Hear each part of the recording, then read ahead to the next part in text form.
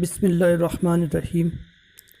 السلام علیکم ورحمۃ اللہ وبرکاتہ۔ آج کی حدیث مرحوم کی طرف سے حج بدل۔ حضرت عبداللہ بن عباس رضی اللہ تعالیٰ عنہ سے روایت ہے کہ نبی اکرم صلی اللہ تعالیٰ علیہ وسلم کی خدمت میں ایک شخص حاضر ہوا اور اس نے عرض کیا کہ میری بہن نے حج کرنے کی نذر مانی تھی مگر اس کا انتقال ہو گیا۔ آپ صلی اللہ علیہ وسلم نے فرمایا، اس کے ذمے اگر کوئی مطالبہ یعنی مثلا قرض وغیرہ ہوتا تو کیا تم اسے ادا کرتے؟ اس نے کہا ہاں۔ آپ صلی اللہ تعالیٰ علیہ وسلم نے فرمایا، تو پھر اللہ کا مطالبہ یعنی نذر حج